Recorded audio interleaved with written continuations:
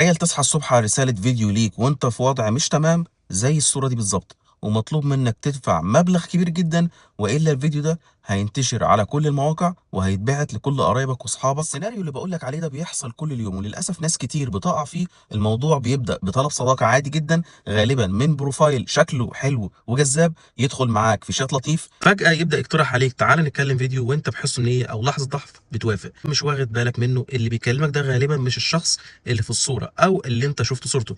دي عصابة منظمة بتشغل لك فيديو متسجل عشان تغريك، وفي اللحظة دي هم بيبدأ يسجلوا كل حاجة بتحصل بمجرد أنت بتكلم البنت الوهمية دي، وكل حاجة بتكون مسجلة. وهنا بقى تيجي المفاجأة، بمجرد ما المكالمة بتخلص الوش اللطيف بيختفي ويبدأ يظهر الوش الحقيقي للشخص اللي كان بيكلمك. يبعت لك الفيديو بتاعك ومعاه لستة بكل أهلك وأصحابك اللي عندك على الفيسبوك أو انستجرام او اي كان الاكونت اللي انت اتكلمته عليه. وهنا بتحصل الغلطه الكبيره، ان هو بيشتغل على خوفك. اول ما بتخاف عقلك بيوقف وبتبدا تفكر ان الحل الوحيد انك تدفع الفلوس اللي هو سالك عليها، لانه بيبعت لك الفيديو يقول لك لازم تبعت لي الفلوس دي دلوقتي حالا. يشتغل معاك انك لو بعت الفلوس حالا الموضوع هينتهي وهو مش هيكلمك. بس الحقيقه المره ان المبتز ده عمره ما بيمسح الفيديو، هو بيعتبرك ماكينة فلوس، هيفضل يحلبك لحد آخر مليم. خليك بعت الفلوس وسمعت كلامه عشان الفضيحة. هيعدي أسبوعين ويبدأ يبعت لك تاني، يقول لك ابعت فلوس تاني.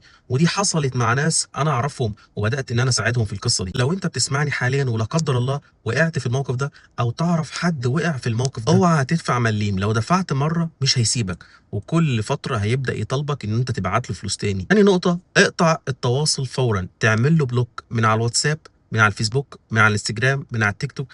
كان الوسيله اللي انت بتتواصل معاه بيها لازم تمسحه وتعمل له بلوك. نقطه مهمه كمان، اوعى تحاول تتفاهم معاه او تتفاوض في الفلوس او تترجاه او يحس منك ان انت خايف. وفي نفس التوقيت اختفي مؤقتا، اقفل كل حساباتك واعمل لها دي اكتيفيت لمده اسبوعين او 3. المبتز ده بيكلم مئات، مش انت بس الضحيه يا حبيبي، في ناس، وبيحاول يجمع فلوس على قد ما يقدر. فلو لقاك اختفيت وما طلعش منك بفلوس، تقريبا ممكن ينساك، وممكن ينساك ويدور على ضحيه تانية، لانه شغال مع ضحايا كتير. دايما سلاحه الوحيد هو خوفك، لو كسرت الخوف ده مش هيقدر يعمل معاك اي حاجه. خلي بالك من نفسك ومن اللي بتكلمه على الشاشه.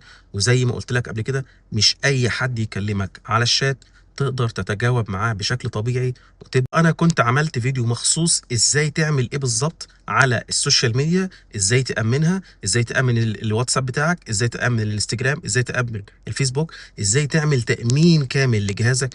بعض الحالات للأسف بيكون الشخص المبتز ده في نفس الوقت هاكر، فبيكون باعت لك لينك عشان يقدر يشوف الموبايل ويبدأ يخترقك.